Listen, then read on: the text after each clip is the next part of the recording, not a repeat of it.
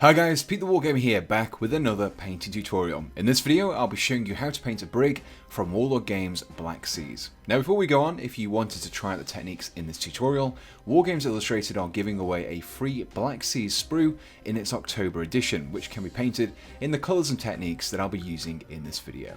Before we start painting, we first of all need to apply a primer so that the later layers of paint adhere to the miniature's surface. It doesn't matter too much which colour you go for, but I have opted to use a grey airbrush primer to help paint the various mid-tones of the miniature. We'll begin our painting by applying all of the base coats first. This allows us to block out the areas of colour and cover more areas at once when we start to add the washes. When base coating, I like to mix my paint with a little water. This thins down the mixture, making the paint easier to work with, and also allows us to apply several thin coats. This layering technique will ensure good paint coverage without potentially obscuring details by applying the paint too thickly. With our paint thinned, in this case desert yellow, we can now begin to apply it across the middle section of the ship's hull as well as the masts. When tackling the base coats, I like to approach them by painting the harder to reach areas first.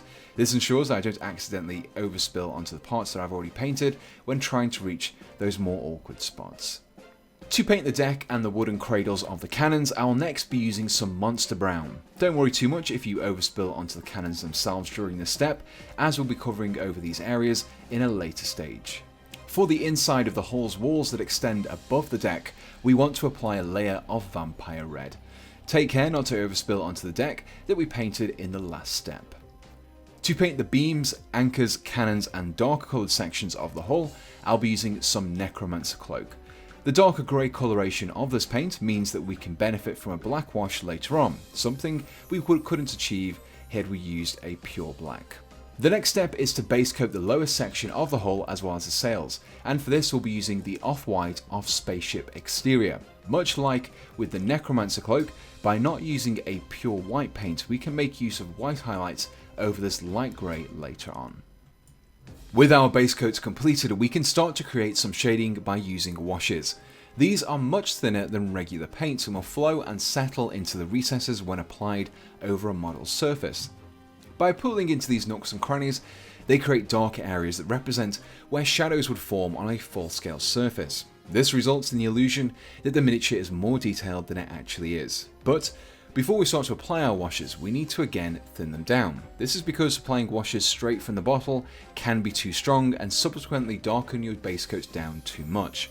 This time, however, I'll be mixing in some of the Army Painter's Quick Shade Mixing Medium in a 1:1 ratio of wash to medium. The medium is essentially pigmentless wash, which will reduce the amount of pigment in the wash whilst keeping its consistency.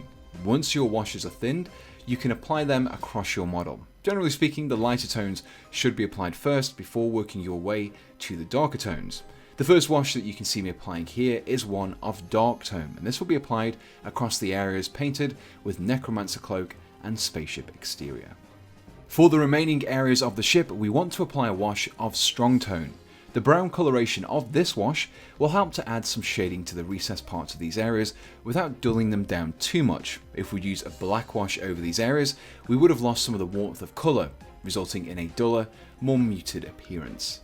Highlighting is a great way to finish off your model. They allow you to further emphasise the details that the wash has picked out by applying thin lines of a lighter shade. To highlight, you will need to use a paint that is of similar hue to your base coat, but lighter. I'm using Troll Claws over the areas of desert yellow for this step.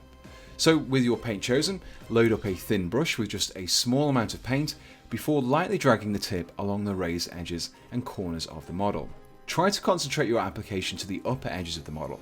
I find it's best to imagine a light being shone from above when deciding where these lighter areas of paint should be. These lines of lighter paint along these raised areas are helping to improve both depth and definition by contrasting with the darker recesses we created with the washes. For the areas painted with Monster Brown, the lighter paint I've chosen to highlight with is Banshee Brown. Next we have the interior hull. We'll be using Dragon Red here, but as these parts are much smaller, you could skip this particular step if you do wish to.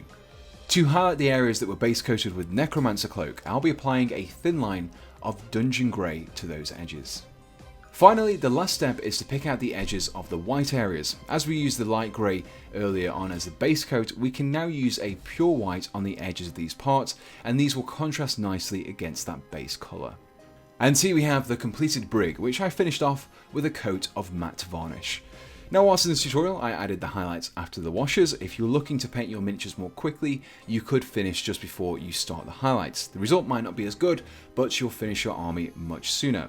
As I mentioned before, you'll find either a frigate or a brig sprue in the October edition of Wargames Illustrated, so keep an eye out for that magazine in your newsagents if you'd like to try out the techniques used in this video. You can find a full list of all the paints that I've used in this tutorial in the description below, along with any other equipment that I've used to create this video. If you enjoyed this video, do let me know in the comments below, and if you haven't done so already, be sure to check out my Patreon page if you'd like to support me in making these videos from as little as $1 a month. And if you have any questions or would just like to chat with others who enjoy my channel, I've set up a Discord server which you can find a link to in the description below. And so, the only thing left to say is, thanks for watching, and goodbye.